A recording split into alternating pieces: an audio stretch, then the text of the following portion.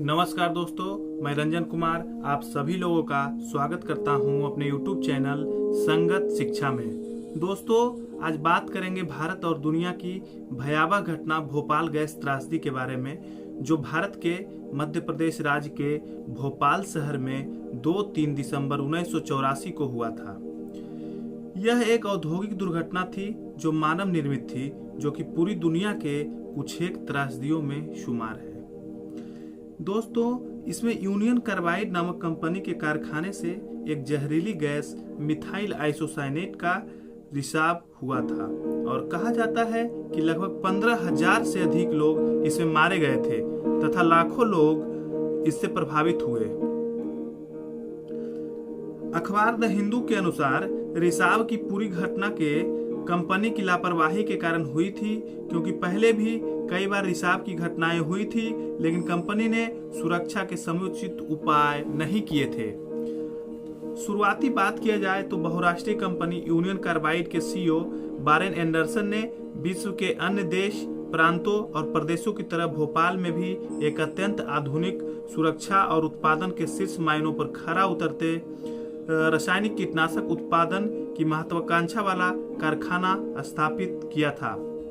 Union carbide कारखाना बाजार के साथ सामंजस्य नहीं कर पाई और कारखाने को काफी नुकसान हुआ, जिसका कंपनी की उत्पादन प्रणाली, सुरक्षा मानदंड और उपकरणों के अनुरक्षण पर प्रतिकूल प्रभाव पड़ा था। इसके चलते ही कंपनी के कार्यशैली में लचीलापन भी आया। दोस्तों, 3 दिसंबर 1984 की रात्रि को यूनियन कार्बाइड कंपनी में बैठे कर्मचारियों को कुछ रासायनिक रिसाव की शंका हुई। शुरू में तो इसे मामूली सा बताया गया, लेकिन बाद में देखते ही देखते रासायनिक रिसाव ने विकराल रूप ले लिया और मिथाइल आइसोसाइनाइड के वाष्प ने भोपाल शहर के वायु में प्रवेश कर लिया। दोस्तों, तब वहां उपस्थित कर्मचारियों ने आपातकालीन सुरक्षा प्रणाली का उपयोग कर समस्या के निदान करना चाहा, परंतु सफल नहीं हुए। इस प्रयास में चाहे स्क्रबर बेंट का इस्तेमाल हो, चाहे प्रज्वलन कॉलम, सभी विफल रहे। अंतिम प्रयास जल अग्निशमन के सीमित लघु संसाधनों के जल छिड़काव के रूप में रहा और यह प्रयास भी विफल रहा। कुछ देर बाद इस जहरीली गैस का प्रकोप दिखाना शुरू किया। जब लोगों के फेफड़ों, आंतों, आंखों में यह जहरीला रसायन समा गया, मासूम बच्चे, बूढ़े, जवान सभी उल्टी, आंखों में जलन, सांस लेने में दिक्कत जैसी घातक समस्या से जूझने लगे। कई लोगों की जान जाने लगी।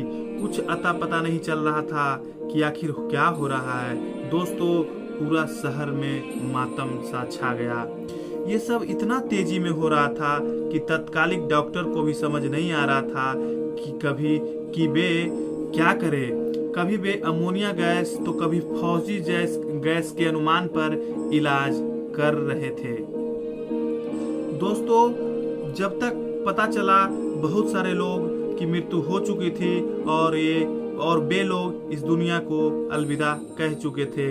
वे मासूम, वे बूढ़े, वे जवान, जिनका कोई कसूर नहीं था, इस दुनिया को अलविदा कह चुके थे। फिर बाद में कुछ लोगों की इलाज के दौरान भी मृत्यु हुई थी। दोस्तों, जिस रात दुर्घटना घटी उस रात सिर्फ 3 से 4 हजार लोग के बीच मारे गए थे।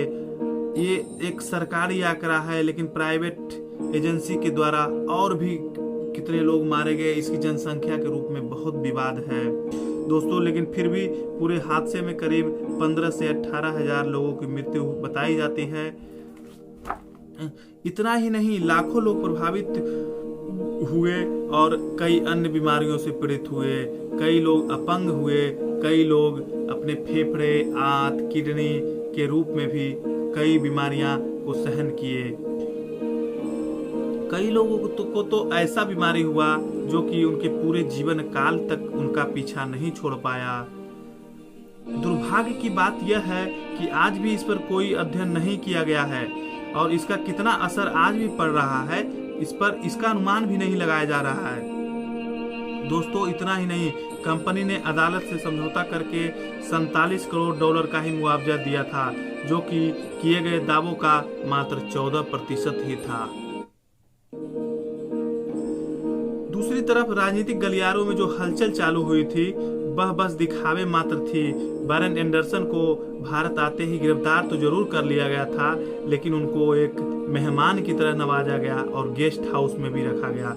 दोस्तों, कुछ ही दिनों में वे जमानत लेकर अपने स्वदेश अमेरिका लौट चुके थे। दोस्तों, ये दुर्घटना इतना विकराल रूप धारण कैसे कर लिया, क्योंकि इसके बहुत सारे कारण थे। क्योंकि मिसाइल आइथोसाइनेट का भंडारण तरल रूप में किया जाना होता है, परंतु आर्थिक लागत के बढ़ते पैसे को देखते हुए ऐसा नहीं किया गया था और क्षमता से ज्यादा मिसाइल साइनेट का भंडारण भी किया गया, क्योंकि इस कंपनी की क्षमता जहां 30 टन की थी वहीं 42 टन को भंडारित किया गया था, जिससे ज्यादा रिसाव हुआ। दोस्तों, नियंत्रक नाइट्रोजन वाल्व का इस्तेमाल किया जाता होता है, लेकिन वो उस दिन कितना अभाग्यपूर्ण रूप रहा होगा आप अंदाजा नहीं लगा सकते हो कि वो वाल्व भी उस दिन खराब हो चुका था। बाद में 2014 में इस कंपनी के सीईओ की जब मृत्यु हो गई, सीईओ जो एंडरसन थे उनकी मृत्यु हो गई, तो इस मामले में और ढील दे दी गई। दोस्तों, इस त्रासदी को हुए आज 38 वर्ष हो गए हैं, परंतु आज भी सरकार पीड़ितों के दर्द पर मरहम नहीं लगा पाई है। पीड़ित मुआवजे समेत बुनियादी सुविधाओं के लिए लड़ाई लड़ रहे हैं। गैस से पीड़ित लोगों के लिए काम करने वाली महिला उद्योग संगठन के संयोजक अब्दुल जब्बार की भी अब मृत्यु हो गई है। उन्होंने अपने एक स्टेटमेंट में बोला था कि 14 फरवरी 1989 को केंद्र सरकार और कंपनी यूनियन कार्बाइड के बीच जो समझौता हुआ था वो पूरी तरह से एक धोखा था, क्योंकि मुआवजा का 5वां हिस्सा भी सही से नहीं मिल पाया और मृतकों की संख्या भी राजनीतिक गलियारों के इस्तेमाल के रूप में कम दिखाई गई थी। दोस्तों, इस बात में कोई दो राय नहीं है कि सरकार इस मुद्दे से बचती रही है और आज भी इसे दबाने की कोशिश की जाती रही है। दोस्तों, आज के लिए इतना ही। नमस्कार।